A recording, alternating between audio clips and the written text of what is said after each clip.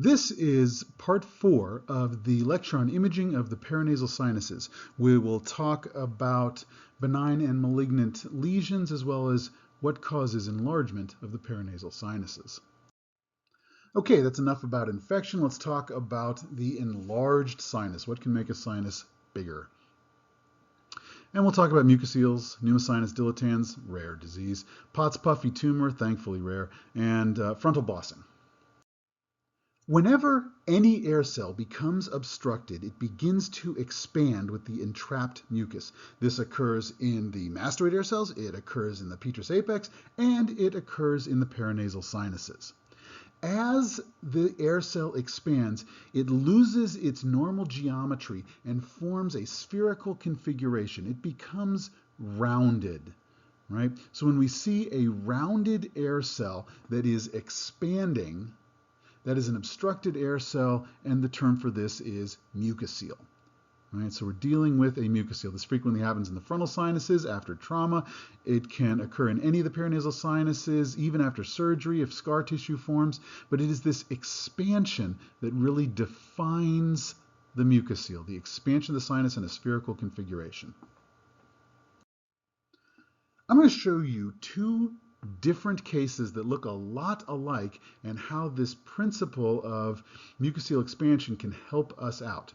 Here's the first case, and you can see that there is material filling and enlarging the sphenoid sinus, and there's ethmoid air cells involved as well. I'm going to show you the bone window. On the bone window, you can see that there is tapering of the walls until they become imperceptibly thin. We have lost the inner sinus septum between the sphenoid sinuses, and this sinus is starting to form a circle. It's starting to lose its normal geometry and become more spherical. This is a mucocele. Now, this happens to be a mucocele with superimposed fungal infection, and hopefully everyone recognized the signs of allergic fungal sinusitis, at least in the ethmoid air cells. Here's the companion case. Again, we have sphenoid sinus filled with material, a little more heterogeneous now, and involvement of the posterior ethmoid air cells. And you see that there is bone loss around the periphery here, just like in the other case.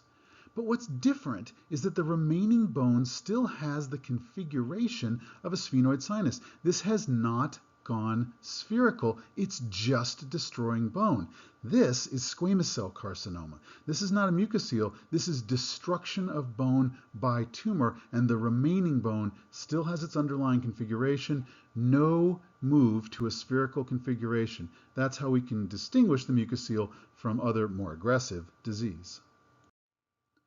The patient history in this case was acute trauma, and this examination was interpreted as epidural hematoma. You can see why, right? There is a convex margin to this hyperdense material in the frontal lobes. This patient has a trauma history. You can see why that mistake was made. But look more carefully at the surrounding bones. You can see that there is remodeling of this intersinus septum. And in fact, this is a spherical configuration to these two collections.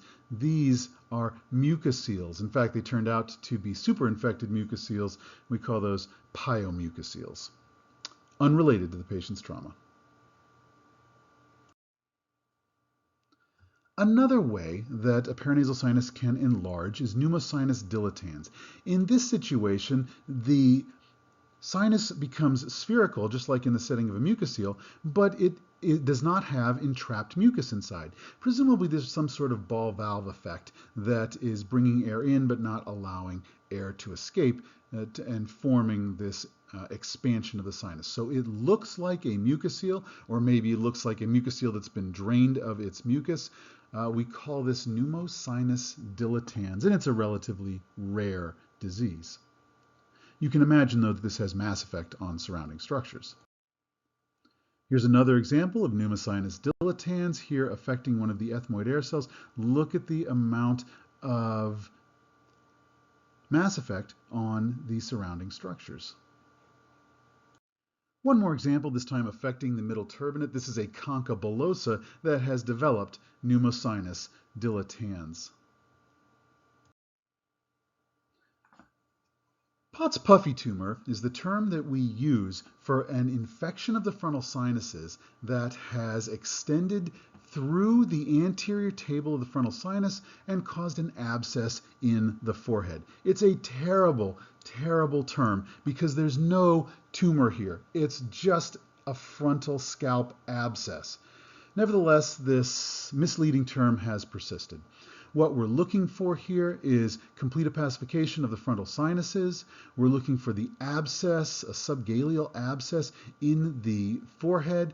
And if we look carefully, we can almost always find the tract that extends from the sinus through the anterior table to cause this infection. Pott's puffy tumor. Terrible name. Cool disease. Frontal bossing is expansion of the frontal sinuses that causes a ridged forehead.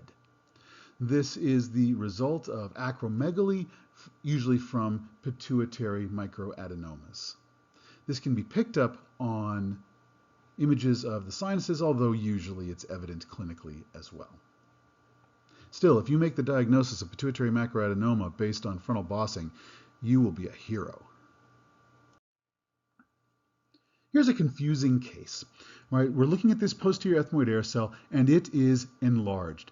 The edges have remodeled. It is expanded, and it has become spherical in configuration. In fact, on the first interpretation, this was called a posterior ethmoid mucocele, and you can see why. It's got all the features we've been discussing.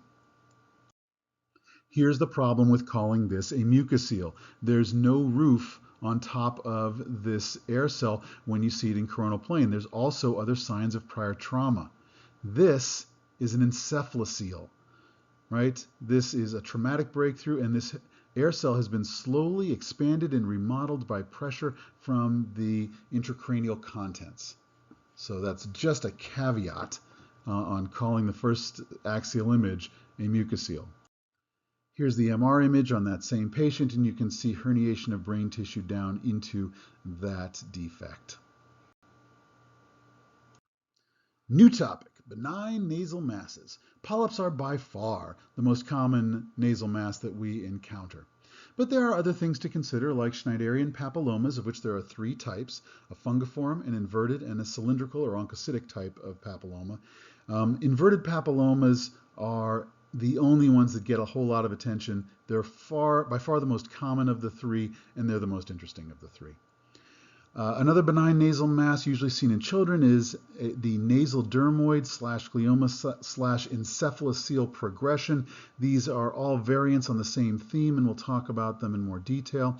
And then juvenile nasal angiofibromas, which are rightly famed for their radiologic appearance. We see benign inflammatory polyps all the time. You can see them inside a sinus, or you can see them within the nasal cavity. When you see them inside a sinus, they're usually indistinguishable radiologically from a mucus retention cyst. These represent different things histopathologically. A mucus retention cyst is an obstruction of a single mucus gland with buildup of mucus underneath that obstruction. A polyp is actually a cellular lesion with heaped up mucosa, so that they're different things. However, they represent the same process, which is chronic inflammatory disease of the mucosa. So it's not really that important to differentiate between mucus retention cysts and inflammatory polyps. I think if you just call most of them mucus retention cysts, it's no big deal.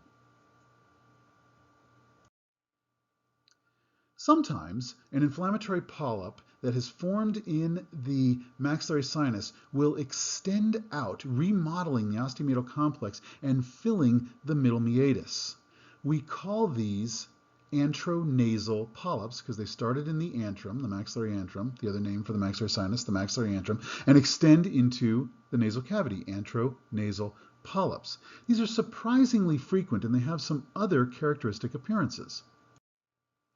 Here is bulging of the medial wall of the maxillary sinus, again from an antronasal polyp that's pushing its way into the nasal cavity. When you see this remodeling, it's almost always an antronasal polyp that's doing it.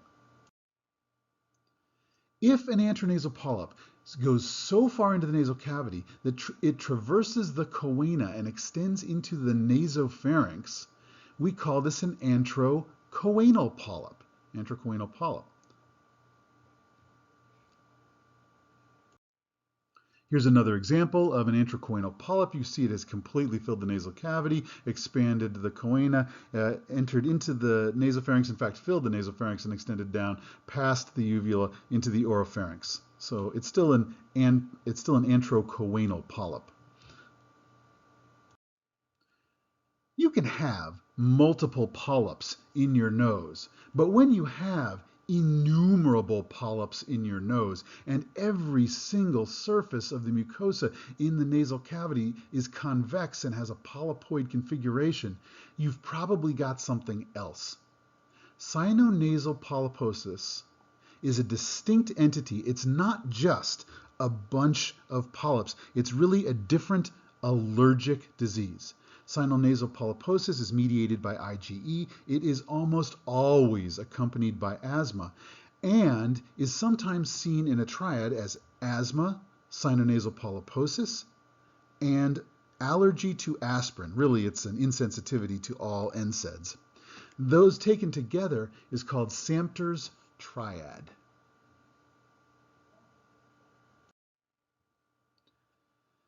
Of the Schneiderian papillomas, the one that gets the most attention, deservedly so, is the inverted papilloma. Inverted papillomas occur in a characteristic location, they have a characteristic radiologic appearance, and they are extremely important for us to identify. Inverted papillomas arise in the medial wall of the maxillary sinus. From there, they grow both into the sinus and into the nasal cavity. It is this traversing of that medial wall that is characteristic of inverted papillomas. They have a characteristic calcification pattern demonstrated here, so central matrix, and they have a characteristic enhancement pattern that's easier to see on MRI. One of the most important things to understand about inverted papillomas is that they have the potential to dedifferentiate into squamous cell carcinoma. These have to be identified, they have to come out before they turn into squamous cell carcinoma. So extremely important thing to find. Here is the characteristic enhancement pattern of an inverted papilloma on MRI. This is called a cerebriform enhancement pattern. I don't know if you can see a brain in here, I guess maybe. A cerebriform pattern of enhancement, another characteristic finding of inverted papilloma. The other Schneiderian papillomas don't get a whole lot of attention. This is an example of a fungiform papilloma arising in the sphenoid sinus. Fungiform and cylindrical papillomas most commonly occur in the sphenoid sinus. It is hyper-intense on T1 and lobular. That's all I got. Here's a cylindrical papilloma. It is the hypointense material in between the mucosal thickening. There's absolutely nothing about this that would allow you to make the diagnosis of a cylindrical papilloma, but I felt like I needed to show you an example. The foramen cecum is a fetal communication between the intracranial vault and the anterior nasal cavity, and it also extends to the skin on the bridge of the nose. When the foramen cecum fails to completely involute, there is a spectrum of abnormalities that can result.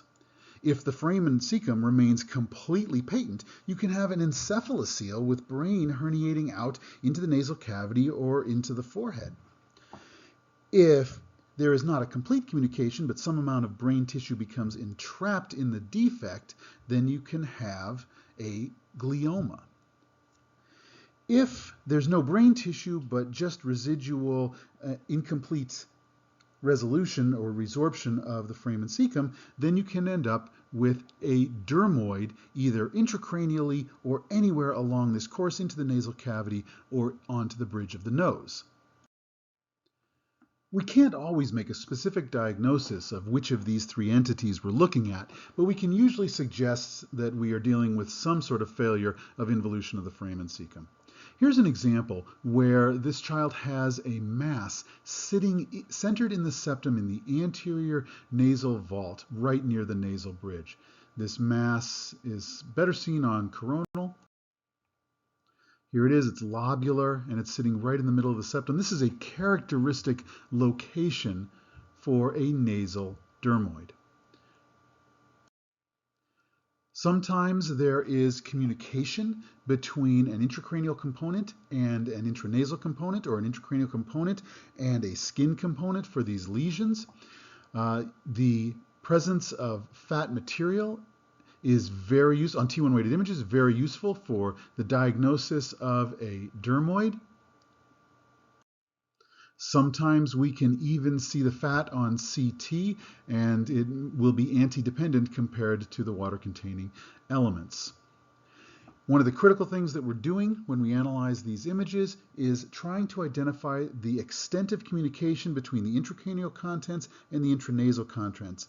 How much surgery is going to need to be done in order to completely resect the lesion and repair the dura.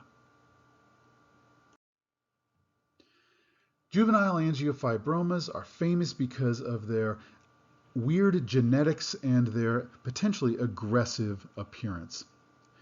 Juvenile angiofibromas occur exclusively in teenage males. In fact, if you find a female with a juvenile angiofibroma, you should karyotype her. It is almost unheard of. So, juvenile angiofibromas are benign lesions, but they can become very aggressive locally.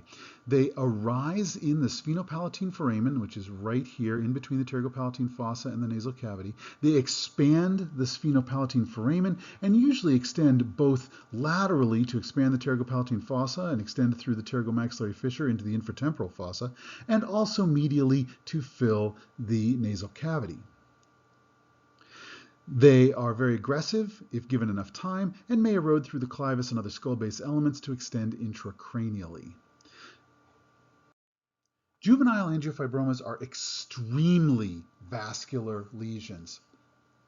They arise from the sphenopalatine artery. These patients often present with nosebleeds, and it makes these lesions very difficult to treat. Before we had endovascular techniques, these were extensive surgeries because you needed to get control of the sphenopalatine artery because the patients were in danger of bleeding out on the operating table. Now with endovascular techniques, we do preoperative embolization of the sphenopalatine artery and any other feeders so that the surgery can be done endoscopically and is much, much safer.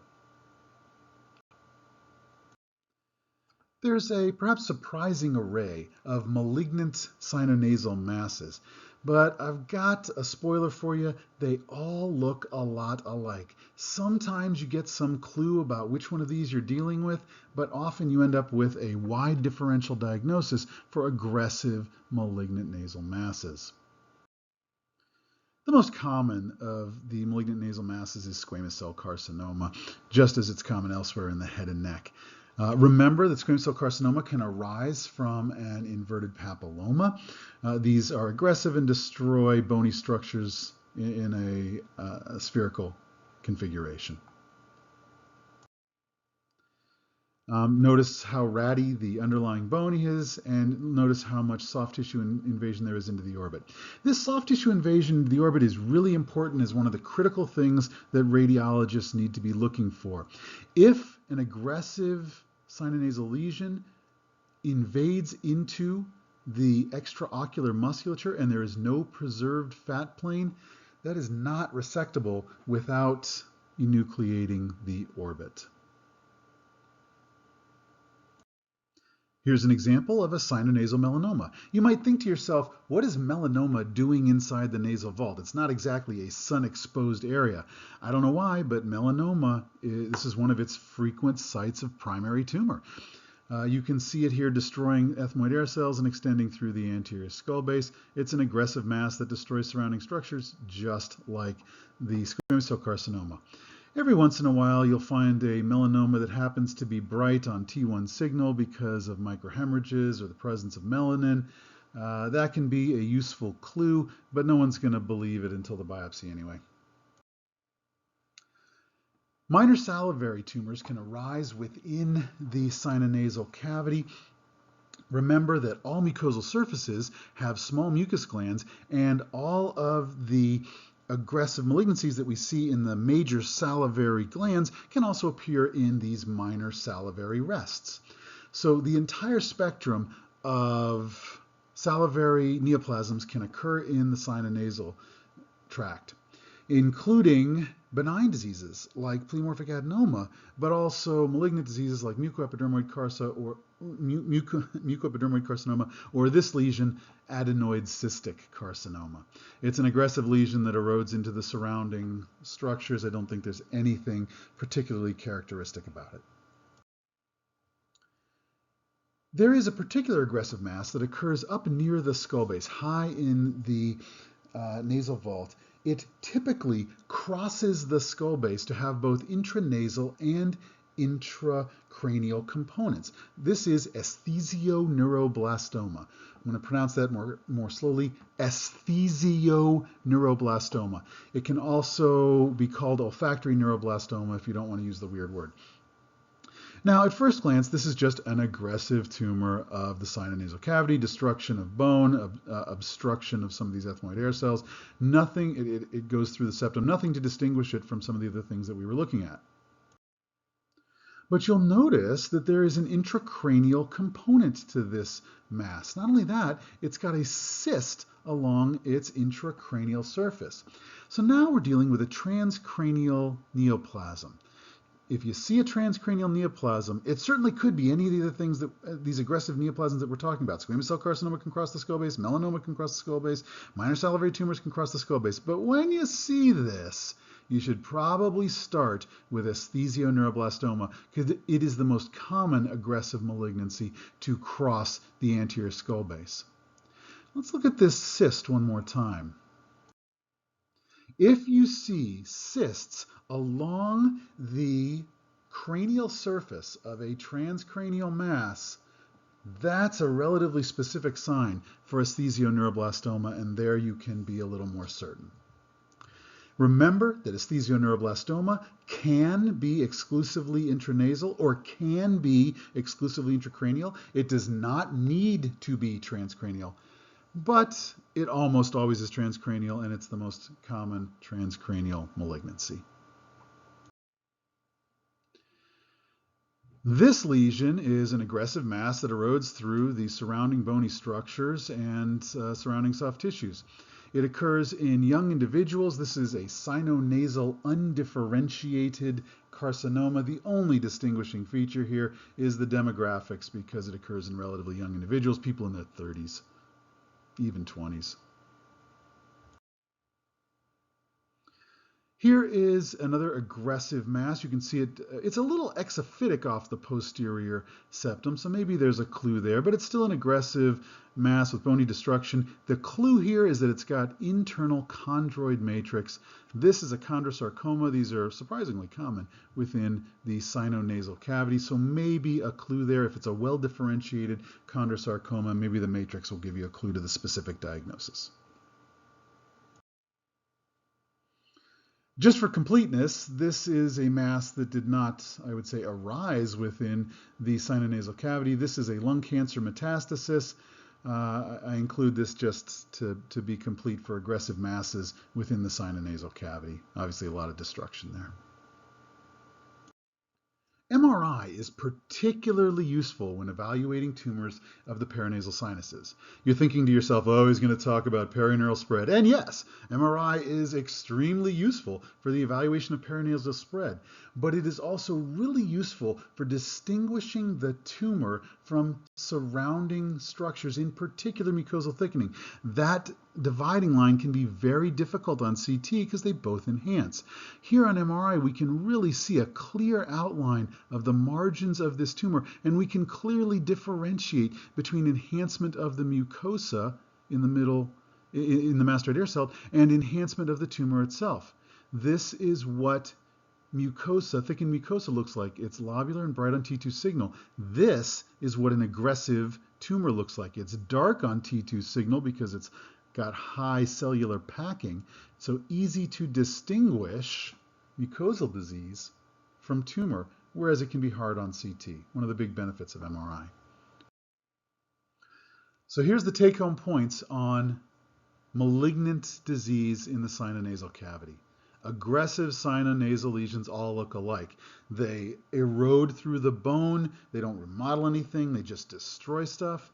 Sometimes you can find a specific differentiating feature like the superior cysts on an esthesioneuroblastoma, like the matrix in a chondrosarcoma, like a patient's young age in sinonasal undifferentiated carcinoma. Everyone calls those SNUCs, by the way.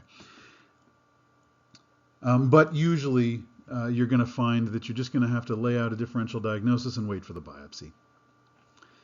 Remember that MRI is really useful in these situations. It delineates the tumor best, and it also is great for perineural spread, of course.